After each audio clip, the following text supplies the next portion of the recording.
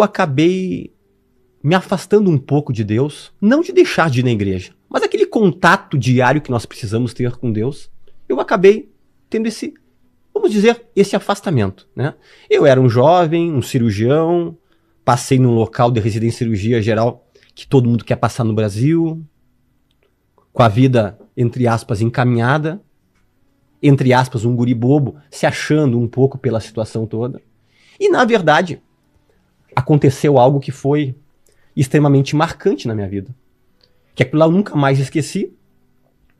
E que sempre, quando pedem para eu contar, eu vivencio aquilo como se fosse hoje. Uhum. Eu estava de plantão, nesse hospital, esse grande hospital, e eu estava com, na época, eu sou um pouquinho mais velho, pastor Vilela, vocês conheceram a época dos pagers, dos bips? Claro. Né? Não, estava recém começando o celular. Né? Era mais médico que usava, não é? Médico. Só que nós, onde estávamos no local dormindo lá no hospital, nós tínhamos bip. Então o bip tinha 2 toques. Era um toque normal e tinha um toque que era um toque de parada cardiorrespiratória. Ah, é? Para tu poder saber. Se a parada, tu tinha que ter uma rapidez maior de você ir. E eu estava de plantão, cirúrgico, e tocou o bip da parada. E era mais ou menos 13h15, 13h20 da manhã, e eu levantei com muita rapidez. O bip toca para a equipe da cirurgia, quando o paciente é teu, e o bip toca para a equipe da clínica e para a enfermagem. Muito bem. Nesse momento, eu só olhei ali, que dizia quarto 109. E eu desci muito rápido, e eu fui durante esse intervalo de tempo que eu fui de escada, não de elevador, eu fui só pensando assim, ó, Vilela, não pode ser o meu paciente, porque eu tinha um paciente no quarto 109, que nós tínhamos operado uma cirurgia, uma das maiores cirurgias da parte digestiva, chama-se DPT. Pessoa que tem câncer de pâncreas, chama-se duodeno pancreatectomia. E eu fui pensando angustiado, não pode ser ele, porque era SUS e tinha 5 pacientes no quarto, e porque eu tinha falado para a família um dia antes que ele teria alta no outro dia, porque o pós-operatório realmente estava muito bom. E quando eu chego no quarto, para minha surpresa, quem é que tinha tido a parada cardiorrespiratória? O meu paciente. E aí estava lá já o pessoal da clínica, a enfermagem, e eu cheguei. E como o paciente era meu, quem assumiu toda a reanimação junto ali foi eu. E nós começamos a reanimar esse paciente. E eu, um jovem cirurgião, eu tive vários ensinamentos, até mesmo em relação a falar familiares, quando tá tudo certo para tu dar alta no outro dia. Né? Se tudo transcorrer bem, se tudo continuar como está, uma frasezinha muda muita coisa. E nós começamos a reanimar esse paciente. E eu reanimei um paciente como nunca antes na minha vida. Porque eu queria, era um paciente meu, nós lutamos por ele. E a reanimação normal, em qualquer lugar do mundo, tem uma convenção. É 30 minutos de reanimação. Você massageia, você faz... Tem uma coisa que nós chamamos de ambu, que é para colocar respiração. É feito adrenalina, é feito atropina. E é tudo muito bem sincronizado. Quando bateu 30 minutos, estavam meus colegas médicos junto ali também. E disseram, Lemos, como me chamavam na residência, meu sobrenome. Deu 30 minutos. Eu disse, pessoal, vamos um pouquinho mais. Nós fomos mais 15 minutos. Porque depois de 30 minutos, durante nenhum momento ele voltou, porque tem alguns pacientes que tu reanima, ele volta, e daqui a pouco ele para novamente e você continua a reanimação. Acontece isso. Não é se reanimou, acordou, tá tudo bem. Às vezes ele acorda, reanima e daqui a pouco para de novo. Às vezes para tu reanimar 3 vezes. Só que depois de 30 minutos, durante todos os 30 minutos, ele não voltou em momento algum. Ou seja, paciente morto 30 minutos. E tocamos até 45. Fica aquela linhazinha? Linhazinha. Com assistolia, fica ali aquela linhazinha. E chegou 45 minutos, aí tá o pessoal já impaciente comigo. Né? 13 e tanto da madrugada. Enfermagem, paciente, tipo, né? Desiste, né? Lemos, por favor. Não tem mais. Acabou. Nesse momento, começou a acontecer algo que foi algo que impactou a minha vida. Algo que eu sei que foi um toque de Deus para mim, para dizer assim, olha o que tu está fazendo com a tua vida. Naquele momento, começou cenas que eu digo que são típicas de filme, só que ali era uma história real. Primeiro de tudo, não me perguntem como, a luz do quarto diminuiu uma fase. Naquele momento de 45 minutos, aquele cidadão que estava ali começou a se movimentar. E eu, como cirurgião, como médico, a gente sempre quer achar uma explicação plausível para não aceitar sobrenatural em hipótese alguma. Eu comecei a pensar, não, são algumas mioclonias que algumas pessoas podem se mexer depois da morte. Só que, depois, Pra acontecer mioclonia, é logo depois que a pessoa morre. Sim. Ele já estava há 45 minutos, então não era mioclonia. E ele começou a se mexer como se fosse uma convulsão. Como que é? Tipo, Tipo se movimentar. Tipo epilético, não? Tipo epilético. Tá. Convulsão. Começou a esticar os braços. Nossa. Nesse momento, todas as pessoas que estavam dentro desse quarto Você nunca tinha visto isso? Nunca na vida. E ninguém. As pessoas todas saíram do quarto. Inclusive os pacientes, todos podiam caminhar. Os que estavam nos outros leitos, pegaram o seu sorinho e saíram do quarto. E ficou no quarto apenas eu e o paciente. O paciente era meu. Eu entendi que essa experiência era comigo. Obviamente eu estava literalmente, como um cirurgião novo, apavorado com o que estava acontecendo ali.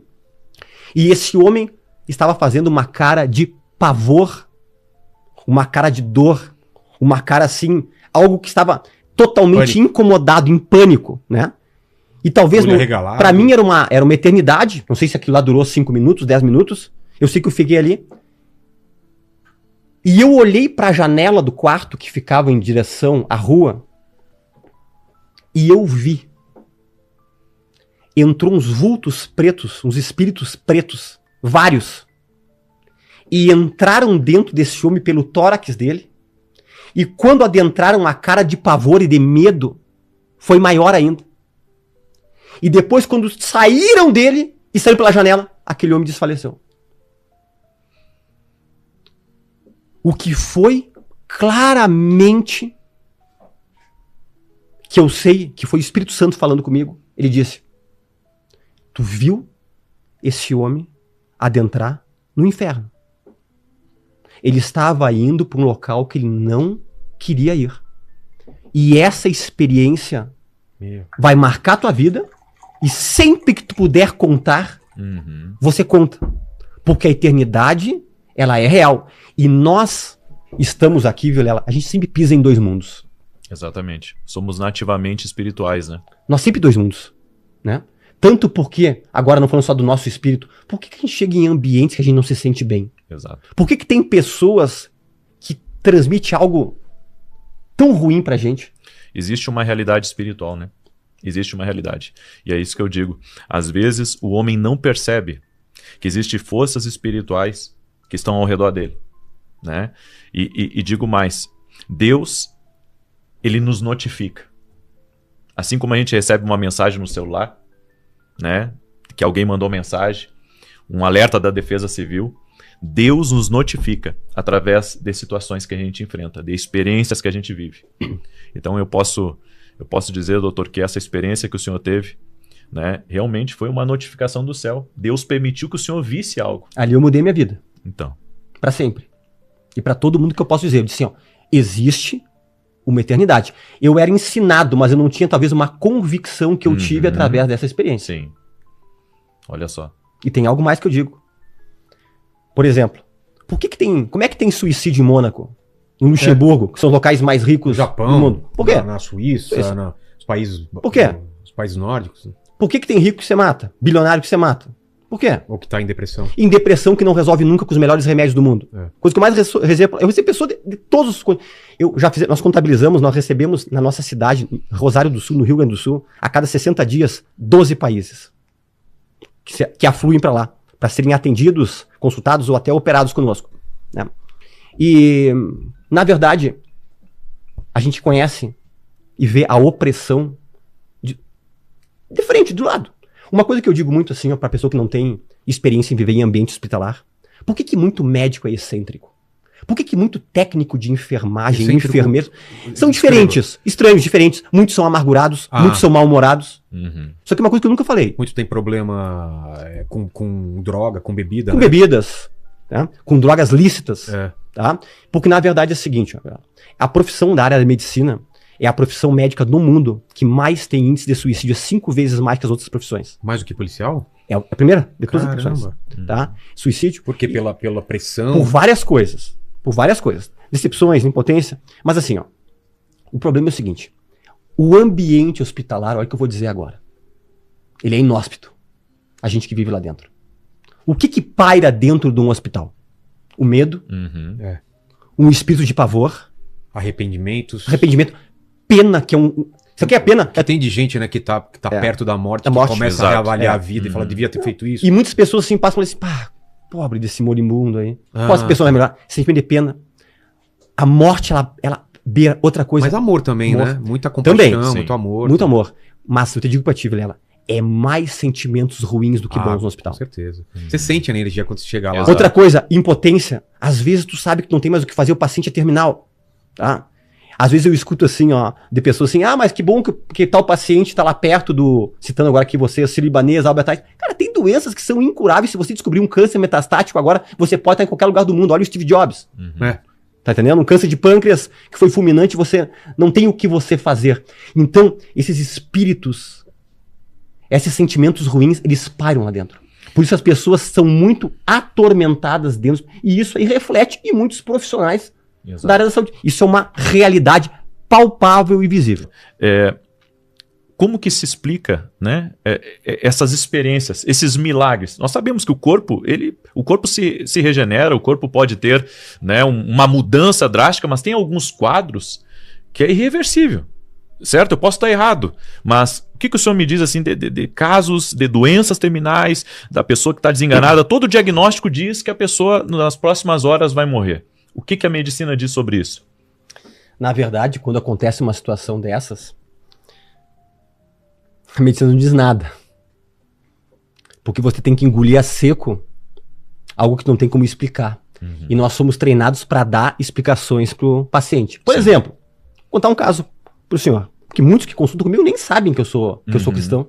Eu estava operando uma paciente, a paciente completamente acordada, porque era uma raquianestesia, do umbigo para baixo, e eu estava operando, era uma cirurgia de reto, e a gente coloca, ela tá com as pernas para cima, como se fosse ganhar nenê, e a gente deixa um campo que tapa para ela não ficar olhando ali.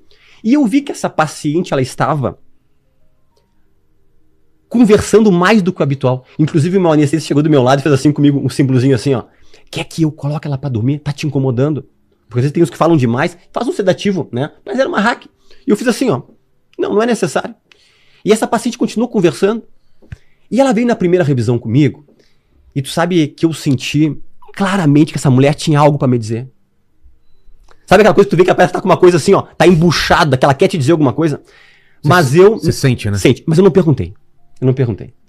Mas eu senti, o que será que essa mulher tem? Será que ela tem alguma reclamação, alguma coisa que aconteceu com ela? Ela veio na segunda revisão, e tudo bem com o pós-operatório.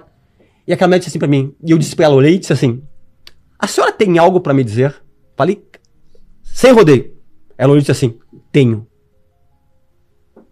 E eu disse, então fale. Mas, doutor, eu tô inquieta desde que o senhor me operou. Eu tô perdendo o sono desde que o senhor fez uma cirurgia comigo. Eu disse, me diga, o que houve?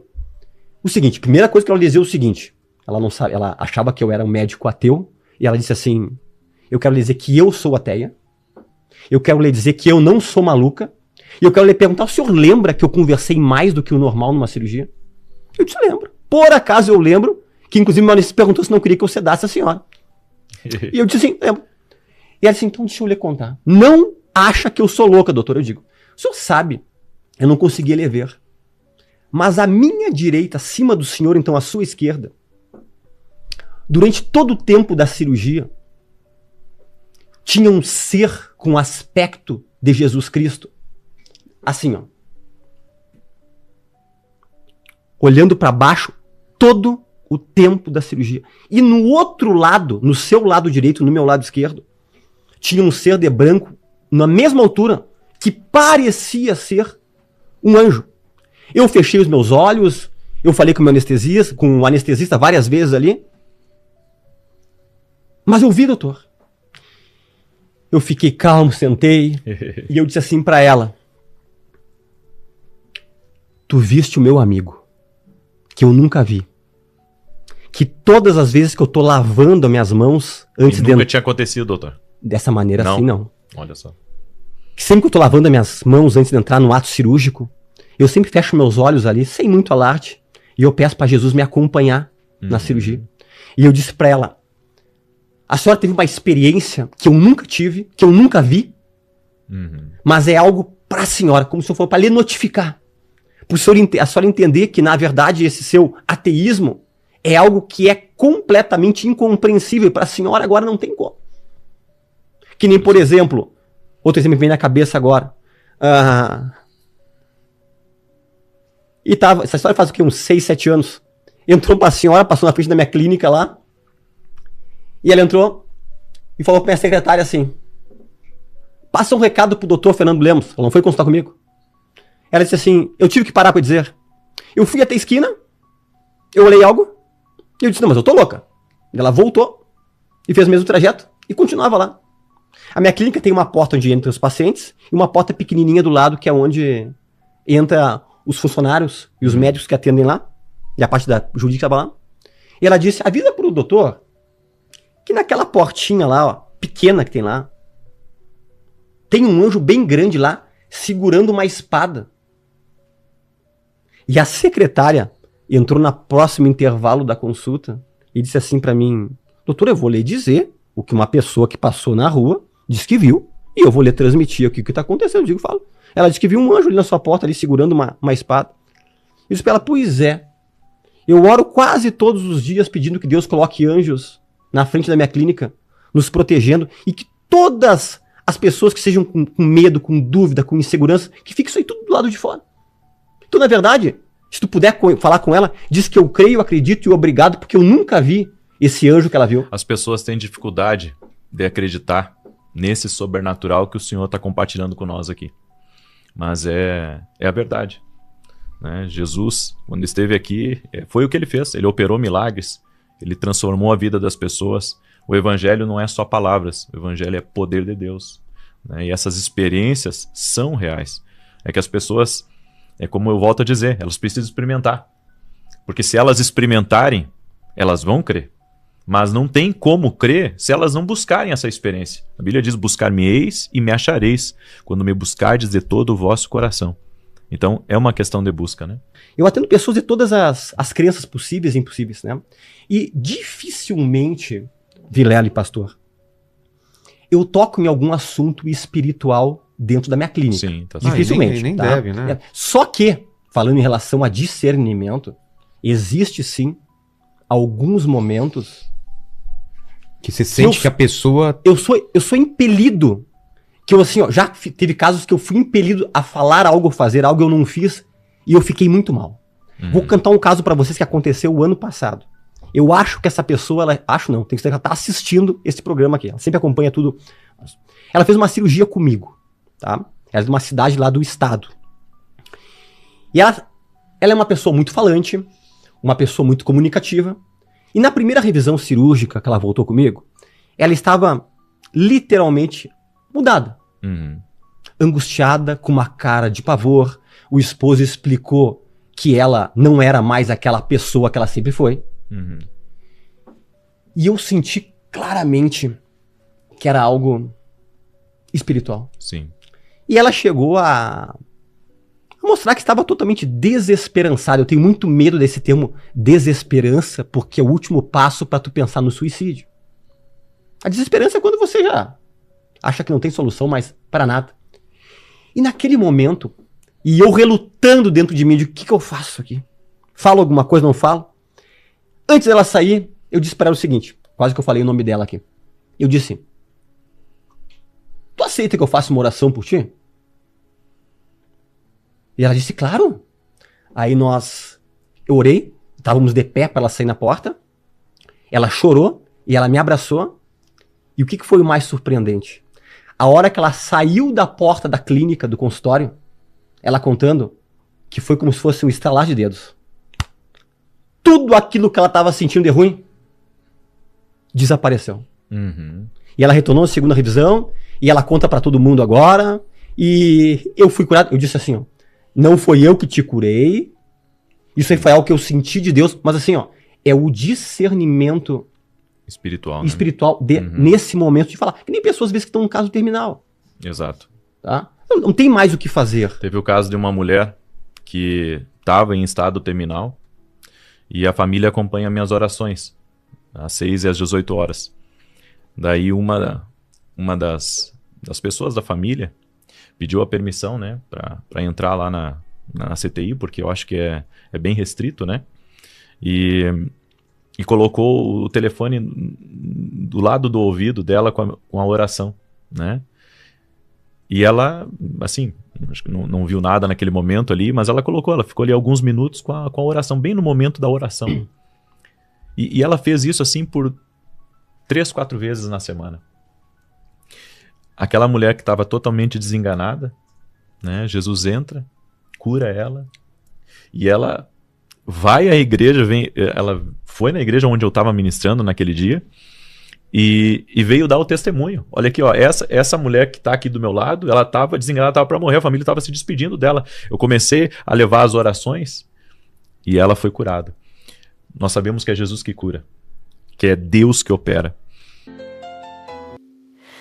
Compartilha aí, se inscreve aqui, ajude o canal a subir.